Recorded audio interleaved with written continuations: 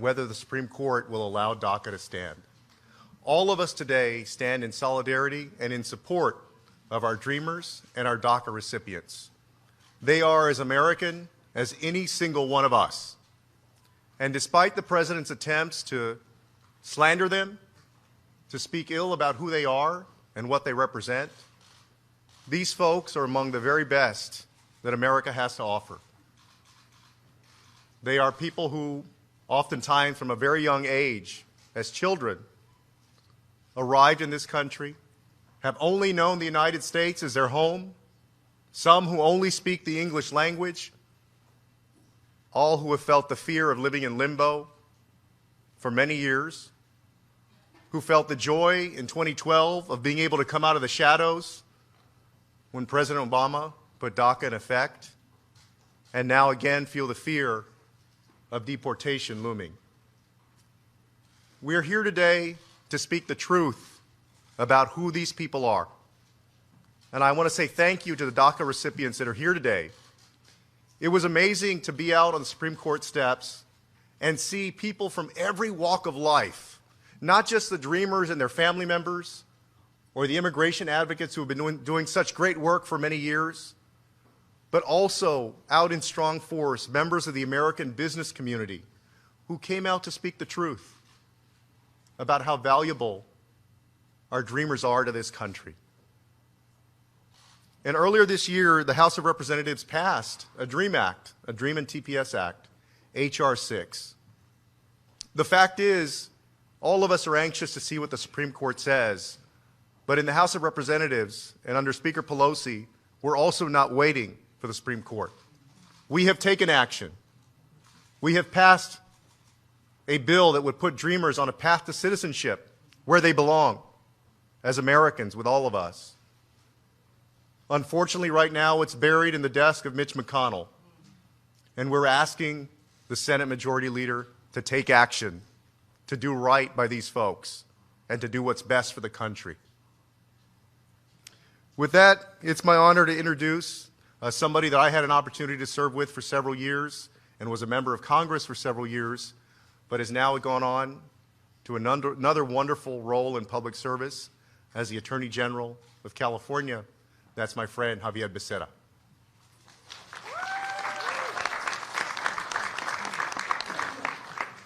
Mr. Chairman, I am not only pleased but proud to stand with you, the Hispanic Caucus, with the Senate Democratic leadership and the House Democratic leadership to speak about Americans and American values.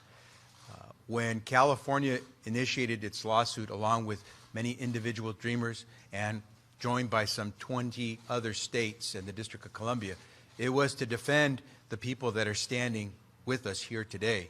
It was to defend the values that have made it possible for those dreamers to feel American and to know they are American. What we heard today in court was that you got to do it the right way.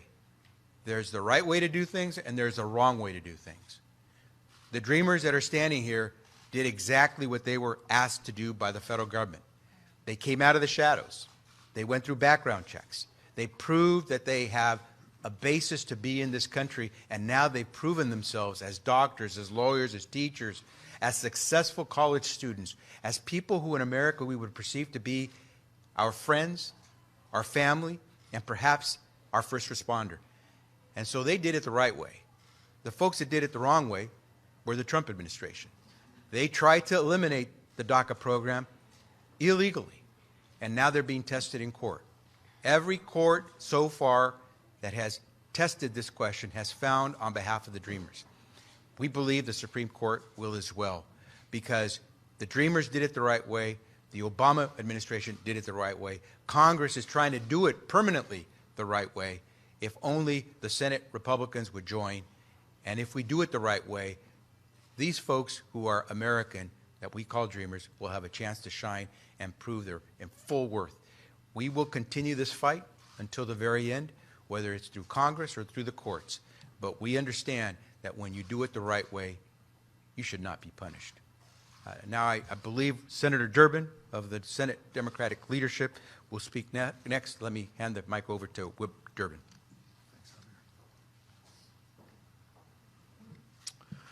Thank you to Javier Becerra, and you have carried on in California with real leadership on this issue since you left the U.S. House. Thank you for coming back home today to be with us on this historic day. Look behind me. The president says you were looking at very tough and hardened criminals. Take a good look at these criminals, would you? That's what the president tweeted this morning about these young men and women. He said that they were no longer young and angels. Well, none of us are that young anymore, I can tell you that. And I don't know who among us would claim to be an angel. But this much we know about these men and women, young men and women standing behind me. You are looking at some of the most determined and courageous people in the United States of America. They have lived their entire lives under the shadow of an immigration status which has raised a question every time someone knocked on the door. They have been counseled and warned by their parents not to say the wrong thing, not to do the wrong thing, or their entire family could pay the price. That is the price that they have paid to be here today. And at one moment in history under President Obama, we said, we're going to give you a chance. You've got to come forward, go through a criminal background check, pay a substantial fee, and we'll give you your chance to stay in the United States on a temporary basis for 2 years, renewable every 2 years. We won't deport you, and we'll let you take a job. And what did they do? 790,000 of them trusted this government and stepped forward and signed up. Many of their parents warned them, don't put your name on that list with the government. It could come back to hurt our families. But they had the courage and the belief that what their government told them was the truth. They came forward and signed up. 90% of them are working today. Over half of them are in school today. They are teachers and engineers and members of our military. They're our dream of the future. Well, this battle for the dreamers in my life, my political life, began 19 years ago when I introduced the DREAM Act. 19 years ago. It's been a long time to make that trip over to the Supreme Court this morning. But there's hardly been a chapter written in the civil rights history of the United States that hasn't taken a long time. When you're fighting for justice, you've got to be determined and patient. The president tells us when it comes to immigrants, it's fear, it's hate. When I look behind me at these DACA recipients, I don't see that at all. I see courage, and I see hope, and I see the future of the United States of America. Today we heard the arguments in the Supreme Court. It's my prayer that they'll come down our way for the good of those who stand behind me and so many others. But it's also my prayer that it comes down our way for the good of the United States of America. What's at stake here is not just their fate. What's at stake there is our values as Americans. Immigrants from all over the world who came to this country and said, we can make this a better place. And thank goodness our parents and grandparents believed that and led us to this moment. Now we have to move forward. We know what we face. Bob Menendez, you know what our problem is in the Senate. We've got a good bill, an excellent bill, passed by the U.S. House of Representatives. It's sitting on the calendar in the United States Senate. Senator Menendez and I will be making unanimous consent requests this week to bring this measure to the floor. I can tell you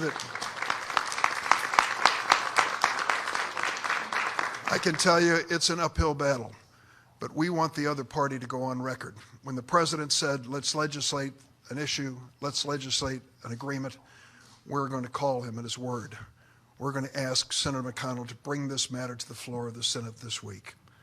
I want to thank Congresswoman Roybal Allard for being here today. She and I have been working together on this for some time as her chair of the Hispanic Caucus and as a real leader on this issue. It is my honor to turn over the microphone to you, Lucille. Thank you so much, Senator. And you know, the Senator is correct. The young people that are back here, this is who we're fighting for. They are not the people that the president is trying to portray as murderers and rapists. And yet, 2 years ago, the Trump administration cruelly tried to rip protections away from nearly 800,000 dreamers by abruptly terminating the DACA program. The president's chilling message to immigrant communities across America left dreamers in a state of uncertainty and fear of being taken away from their family and removed from the only country they call as home. The fact is, and we all know that, we've heard this and we've seen it, that the Dreamers are American in every way except on paper. They grew up pledging allegiance to our flag and to our country. They are our neighbors, our children's teachers, our nurses, our scientists, small business owners, friends, and colleagues. Dreamers serve in our armed forces in defense of our country. They pay taxes and they enhance our society with their talents and the richness of their culture. This country is their home. Today, the highest court in our land heard their case against Trump's unlawful termination of DACA and its xenophobic administration. It is my hope that the Supreme Court recognizes the personal injustice of Trump's administration's actions and rules in favor of DACA recipients. It is also my hope that the court will not ignore the fact that the stories and hopes and dreams of DACA recipients are those of all dreamers in our nation.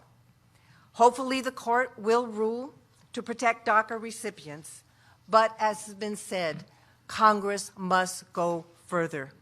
We must expand protections to all dreamers who deserve an opportunity to become citizens of the only country they know as home. In June of this year, dreamers were given new hope when the House passed my and Congresswoman Nydia Velázquez and Yvette Clarke's bill, H.R. 6, the Dream and Promise Act of 2019, which protects dreamers and TPS and DED recipients as well. Well, it is our hope the Supreme Court will not be complicit in the Trump administration's anti-immigrant agenda. We must continue to be motivated and active in calling on Mitch McConnell and the Senate to pass the Dream and Promise Act, because only then will our nation's dreamers be able to live without fear and continue to contribute to the country they love, because home is here. And now it is my pleasure to turn over the microphone to Senator Menendez, who's also been an incredible supporter for many, many years of our dreamers. Thank you, Congresswoman. As I was sitting in the Supreme Court today listening to the arguments, it reminded me of a meeting that the Congressional Hispanic Caucus had with then President Obama. And at that meeting, I prepared a memorandum, a legal memorandum on behalf of the caucus to present to President Obama to say, you have the power to actually create what we now know as DACA. And after a lot of work with the Congressional Hispanic Caucus members and other colleagues, we ultimately got President Obama to agree and create the DACA program. I listened to the arguments in the court today, and in my mind, the court should clearly decide in favor of the dreamers. Why? Is this case reviewable? Well, if you can get 700,000 to 1 million people to rely upon what the government says, come forward, give us all of your information, go through a criminal background check, give us the information of your families. If that reliance is not one that is to be sustained or reviewable, then God knows what is reviewable in our country.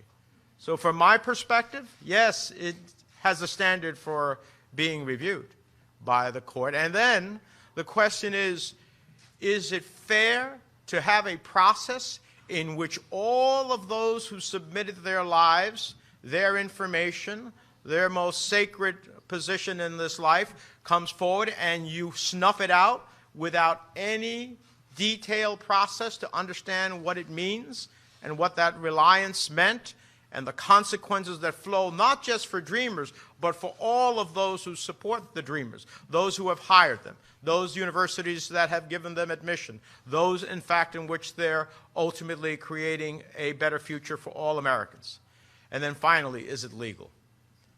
My God, you know, it's clear to me that President Obama or anyone else had the discretion to decide how they're going to use the resources of the federal government in a way to ensure that these young people, who through no fault of their own, brought to this country by their parents, ultimately the only flag they've ever pledged allegiance to is that of the United States. The only national anthem they know is the Star-Spangled Banner. The only country they've ever called home or known as home is America. Home is here in every respect.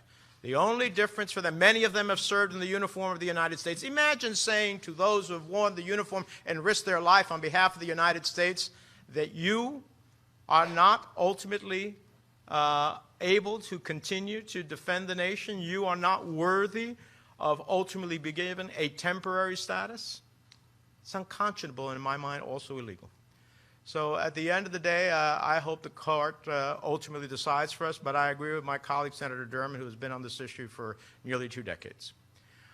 When we passed as the Gang of Eight comprehensive immigration and reform in the Senate with over 67 votes, only to die, and then the Republican-controlled House of Representatives, we had the best dreamer package that ever was envisioned.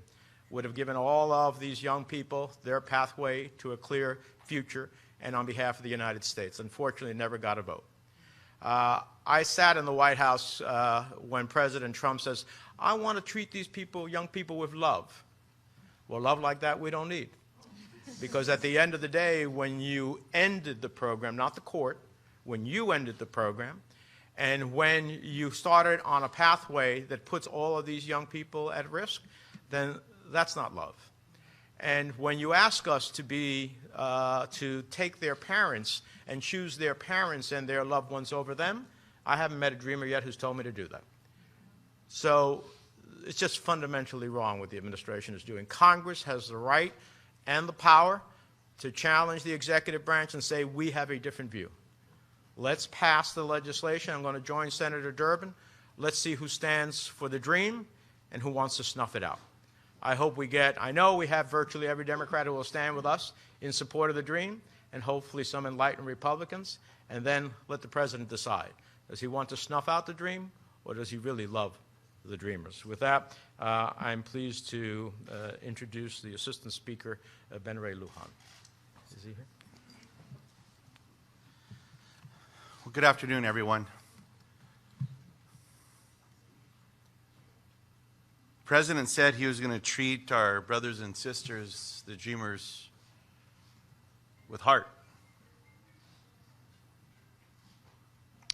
The cruelness that we continue to see coming from this administration, the hateful rhetoric and policies coming from Stephen Miller.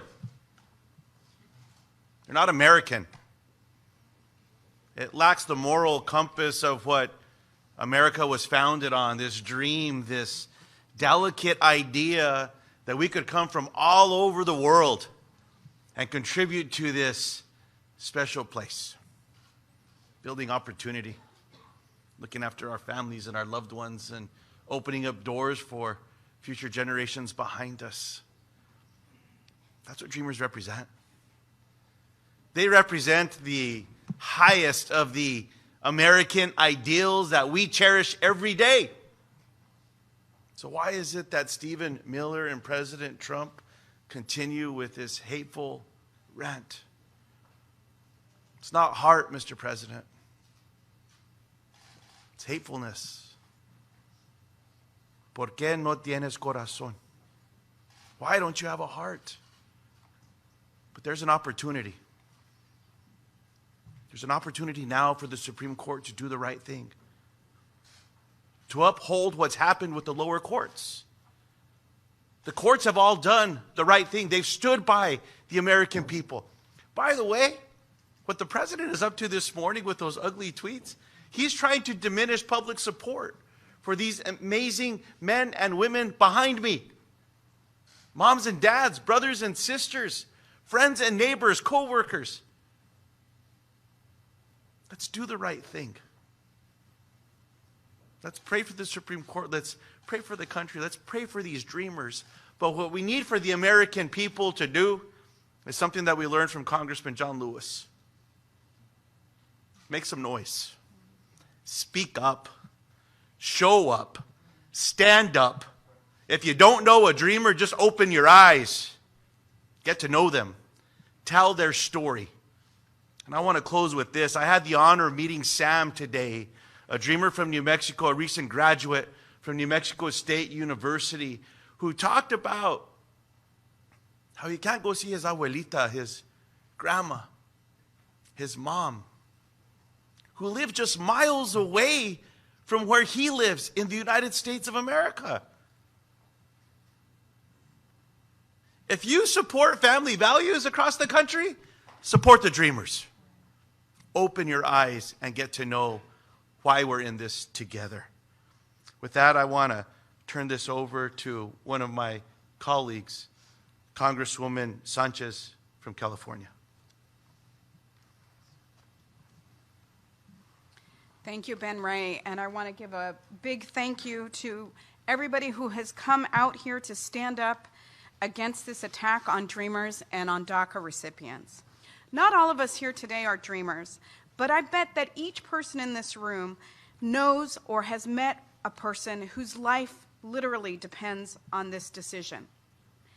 Dreamers aren't strangers. They're our teachers, our classmates, entrepreneurs, members of the military, and our neighbors. And don't you think that they deserve to live without fear? They don't deserve to be stuck in limbo just because of the president's petty politics.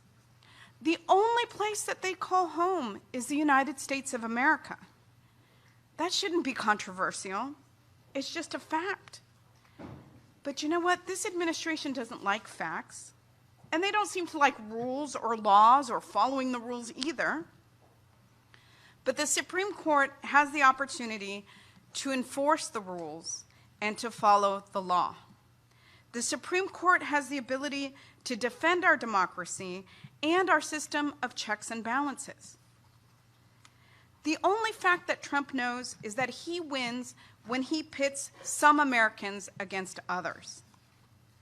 But we won't let that divide us. We won't turn our backs on our neighbors. We cannot let that cynicism win. A house divided up against itself cannot stand. Now, DACA admittedly has never been enough to protect our dreamers in the long run. It's a temporary solution, but right now, it's all that these outstanding young men and women have. These young people are American in every single way except for on paper. They're just as American as those relatives who arrived on the Mayflower. They are just as American as you and I, and they deserve this simple protection. You know, President Trump is very fond about talking about a merit-based immigration system, but I can't think of a group that is more meritorious than the young men and women that stand behind me. Dreamers have succeeded in this country despite every obstacle that has been put in their path. They contribute to our communities every single day, despite the repeated attacks by people who don't know or want to know them, and by our president. All eyes are on the Supreme Court today in the hopes that they will uphold the rule of law. They have a chance to protect our dreamers and to send a message that America is not a monarchy. No matter what happens, please know that we are in your corner. We are in this fight. We will continue to fight to protect DACA and to the dreamers whose only home is here. I want to thank again everybody who's come out in support of dreamers and of building this country and making it great. And with that, I'd like to introduce a colleague from the Senate, from the great state of Nevada, Senator Cortez Masto.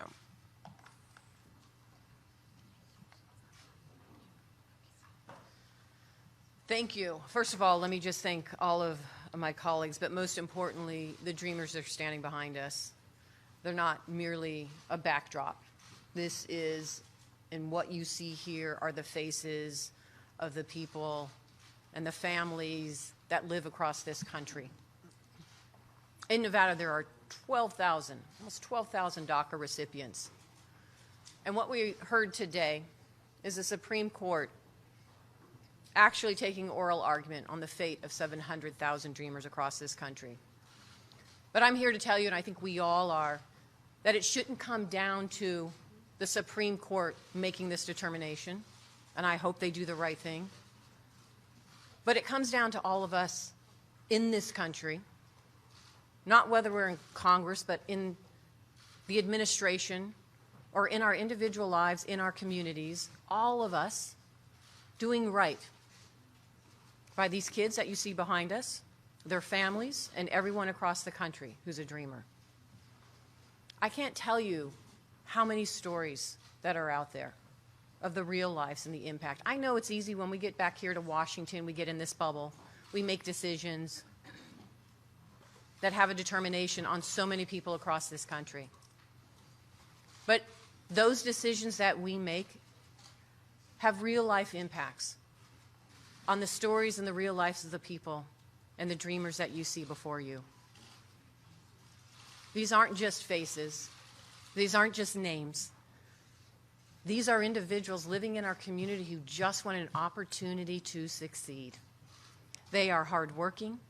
They are working 2 jobs. They are getting an education. They are law-abiding. They are helping their families. And we are telling them, you do all of that? Oh, and by the way, we're going to deport you. That is outrageous. That is not what our country is built on. That's not who we are as Americans. But most importantly, that's not what we should be doing to the best and brightest in the future for our country. It is time for us to do the right thing. And here's my offer. This administration, whether it's the president or the people around him, want to play politics with the lives of dreamers and their families. We've seen it time and time again. But here's my one offer. Mr. President, if you truly love dreamers and you want to do right by them, their families, and this country, then I offer to you to come with me and sit down with some dreamers and talk with them.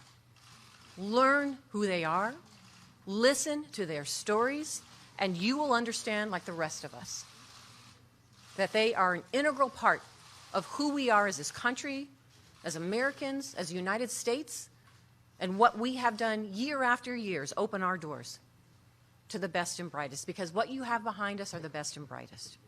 So I make that offer. Do the right thing. We will all continue to fight for our dreamers, their families, and across this country. And I thank you all for being here in the fight, and I look forward to continuing the fight with all of you. Thank you.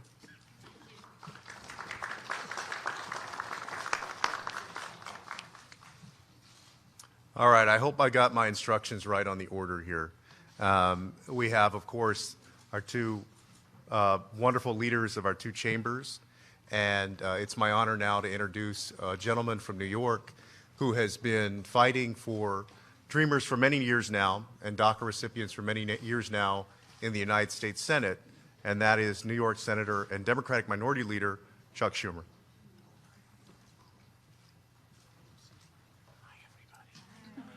So, ladies and gentlemen, we often ask these days, with so much tumult in the land, what is America? This is America. All the people here. This is our hope. This is our future. This is our dream. These people, they're what makes America a great country. And people like them who have come here decade after decade and century after century. They are our future. If we don't have people like these young people as American citizens, America will not have the future that it will be anywhere close to as bright as our past. We have always been a nation of immigrants from the very early days. We have always treasured immigrants from the very early days.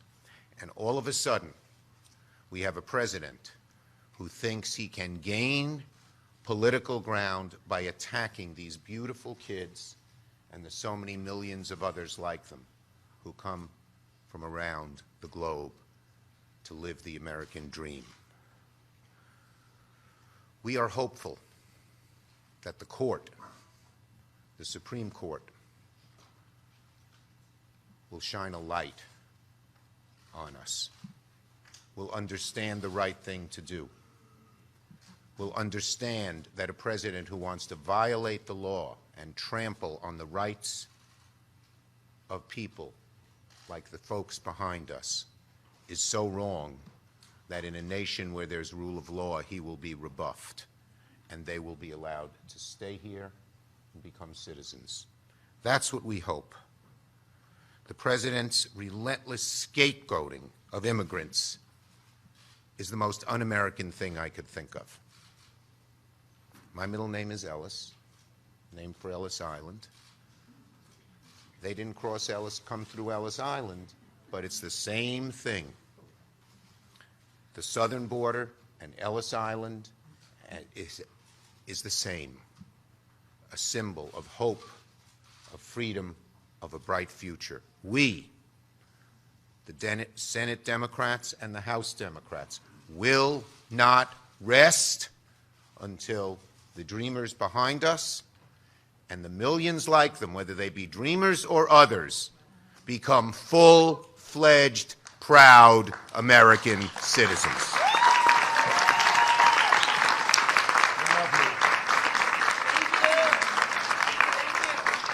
I supposed to? You're the introducer? Yeah, I am.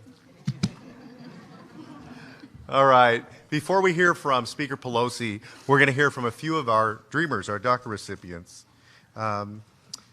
And the first person that we're going to hear from is Dalara Dorjian. Oh, sorry. Please. Thank you for being here. Today has been a historic day for so many, and a day filled with so many emotions. But the primary emotion that I have been feeling over this strenuous fight for DACA has been that of confusion. I am confused.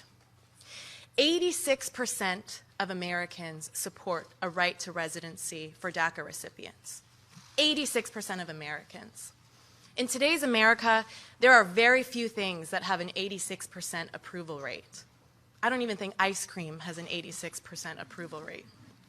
Yet, despite an overwhelming amount of support for DACA recipients, like myself, who continue to contribute to America's academia and America's economy, the executive branch wants to take it away, the legislative branch has yet to sign a bill, and the judicial branch is now examining its legitimacy. So I am genuinely confused. DACA recipients contribute $1.4 billion in federal taxes alone every year, another $1.7 in state taxes. We generate $42 billion in GDP every year, while the cost of removing DACA recipients from this country alone would be $10 billion. These are young individuals who have a nearly spotless record in addition to being enrolled in school or have graduated. These are individuals who are completely integrated into America, as the average age that DACA recipients come to the United States is only 6 years old. Many DACA recipients did not even know that they were undocumented until they were teenagers. I was born in Canada and came to the United States when I was 5 years old. I went to school in America from K through 12. I spent another 4 years in America going to college, and now I am in my third year of law school at the UCLA School of Law, learning the laws of the United States of America.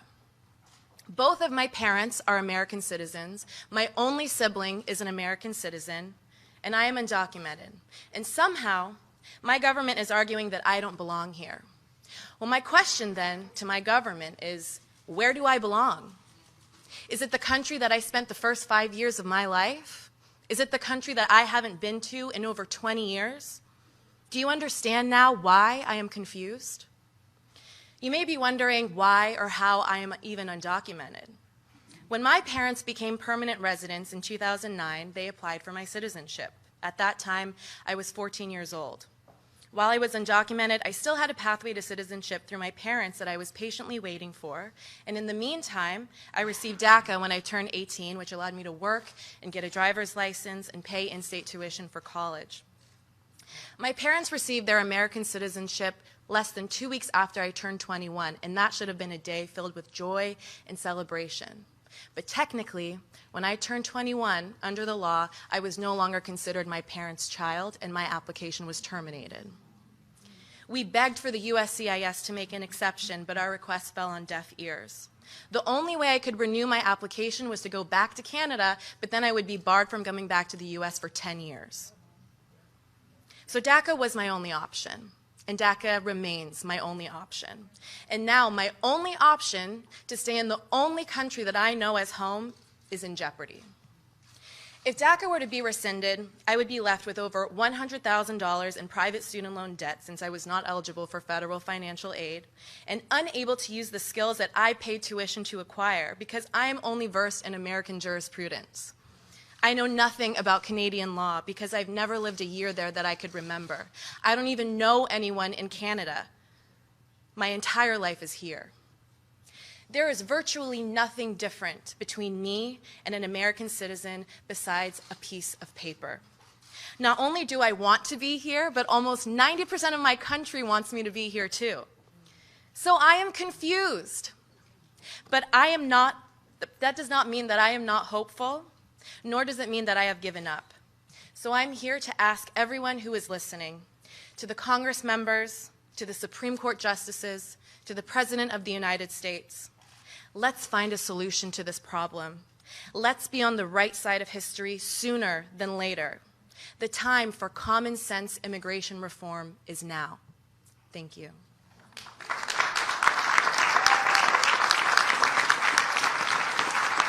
Thank you. Next, I wanted to invite up Esmeralda Tovar Mora. I'm a little short, so bear with me just a second. For 21 years, I have been pledging allegiance to the flag of the United States of America. I came to this country when I was just 2 years old, so the United States is really the only country I've ever known. It's the place where I learned to speak a second language. The man that taught me how to speak English is not an American citizen. I work with my father for his catering and event business, as well as a certified medication aide at a senior living center where I am studying to become a nurse. I'm also studying for another bachelor degree in ethics. It is also America. America is where I have fallen in love with my best friend. It's where I've gotten married, and where I was blessed to give birth to my daughter, Rose. My husband, Michael, is a specialist in the Kansas Army National Guard, and last year, he was called to active duty service in the Middle East for 9 months overseas. While he served his country, I was at home, caring for our now 3-year-old daughter, going to school and working. Those 9 months when my husband was away were hard, as any single parent can appreciate, but to do so with the constant fear that I wouldn't be home when my husband got home was almost unbearable. Parents worry. It is something that is almost impossible to avoid when you love someone as much as a parent loves their child. But now imagine having to develop a deportation plan while your husband is literally thousands of miles away. That fear will swallow you up whole. My husband fought for everyone in this country, for your rights as a citizen, my rights as an immigrant, an asylum seeker's plea for help, a better tomorrow, and the freedom of this country. Yet his own country won't ensure that his own wife and mother of his child is protected from deportation. The decision that my parents made to bring me to this country is something that I will never be able to thank them enough for. As a mother, I know that I would have made the same choice. I can guarantee you that there is at least one person in your life, whether it's a spouse, a sibling, a friend, a coworker, or a neighbor, that is directly affected by the current immigration crisis. DACA gave me a future, a chance to advocate for my community, and a chance to work and go to school. Just imagine when my DACA expired and I was waiting for my renewal to come in. For 2.5 weeks, I had absolutely no status. I couldn't go to work, and I couldn't go to school, and I couldn't even renew my tags because you need a non-expired license for that. The Supreme Court will now decide whether I am allowed to remain in this country, whether I will be separated from my daughter and husband and sent to a country that I barely remember. I want the justices to hear my story. Sorry, I lost track. And I want every member of Congress to understand what the years of inaction has meant for my family and to call on them to finally fix our broken immigration system, not just for me, but for the millions of immigrants across the country with no opportunity to get in line and earn a pathway to citizenship. Because no matter the decision from this court or inaction in Congress, I know that I am right where I belong. My home is here. Thank you.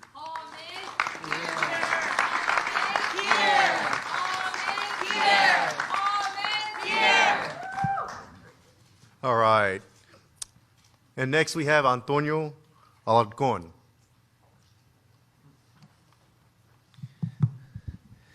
Good afternoon, everyone. My name is Antonio Alarcón.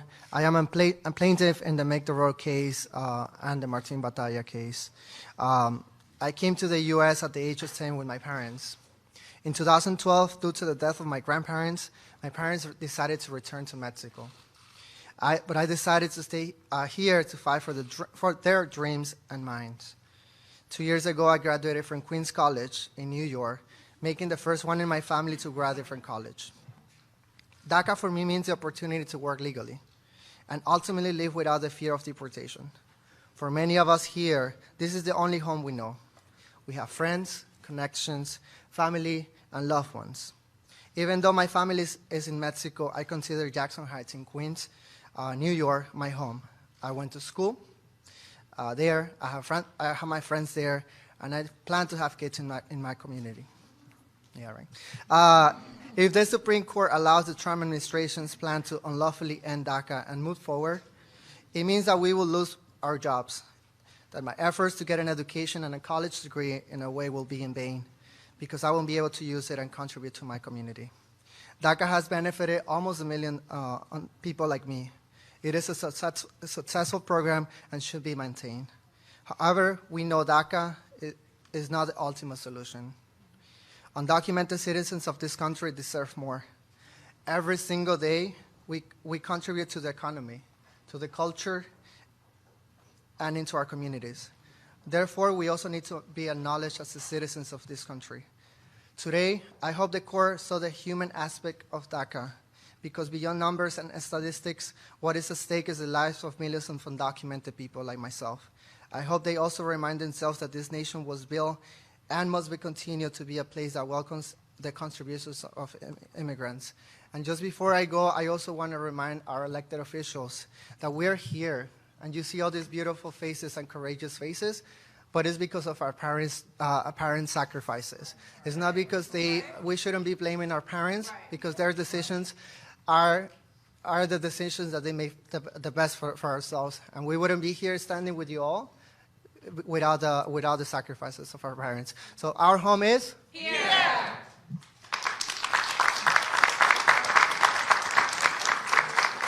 Thank you, Antonio. Thank you to all of our dreamers, those who spoke and those who were here present with us today. Thank you for your courage, for your bravery, and for your resilience, and you inspire all of us. And now it's my honor to introduce our final speaker, who is the Speaker of the House, Nancy Pelosi. And she is somebody who, when she was a speaker the first time, her first go around, passed the DREAM Act out of the House of Representatives. And as speaker the second time, has now passed again a DREAM Act and TPS bill. And we await Mitch McConnell taking it up in the Senate. This is somebody who, in this legislative chamber, in this Congress, has been committed every day to make sure that the Dreamers and DACA recipients are protected. Speaker Nancy Pelosi.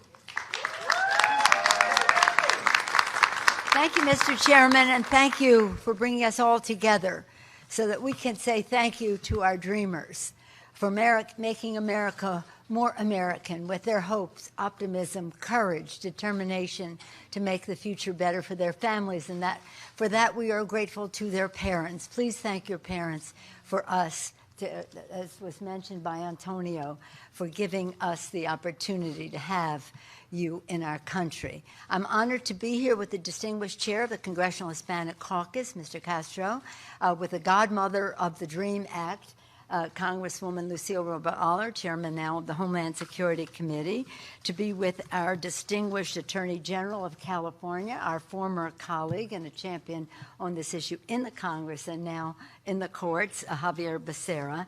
Whip Durbin, I don't know if he's still here, but he has dedicated a good deal of his official life on behalf of the Dreamers, because he knows that what's good for the Dreamers is good for America.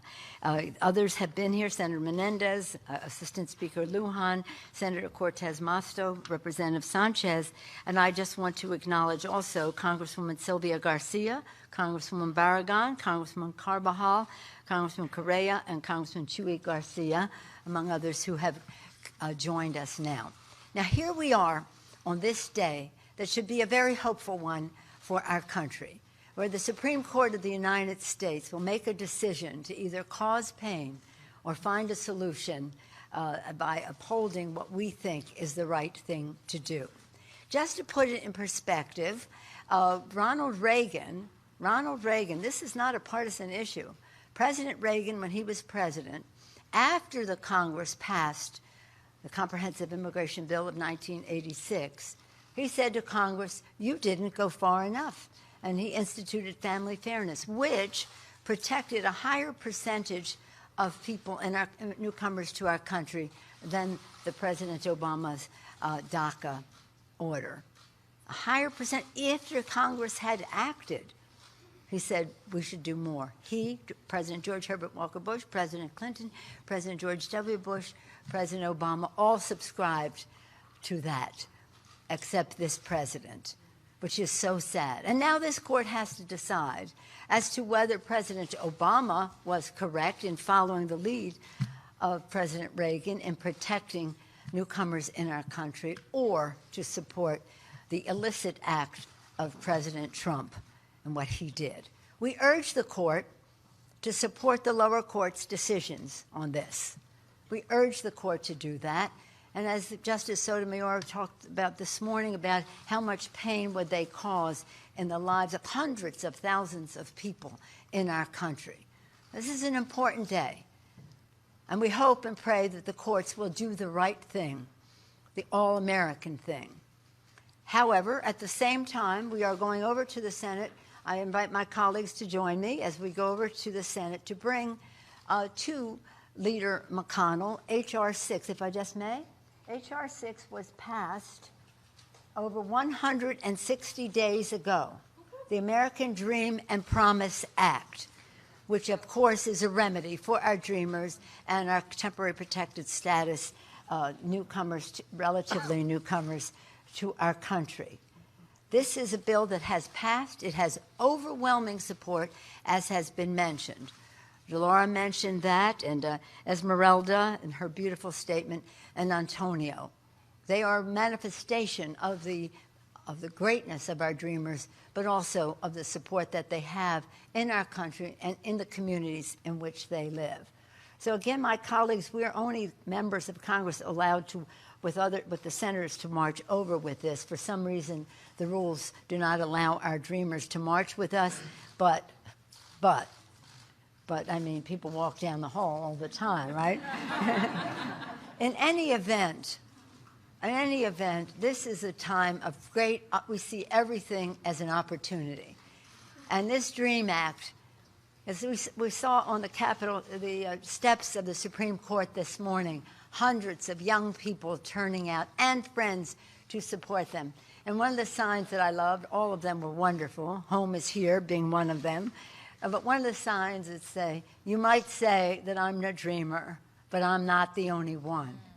But we want you to know that you're not the only ones being dreamers. We have dreams for you as well, and we fully intend to act upon them until, as Senator Leader Schumer said earlier, we're not going away until the job is done. So thank you for your courage.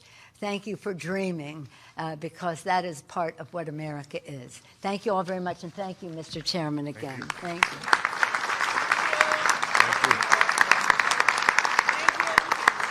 Thanks for being part of the press conference. Thanks so much. I appreciate it. This for you. We have another one. You're from Houston. Oh, you're from Houston. Thank you. I appreciate it.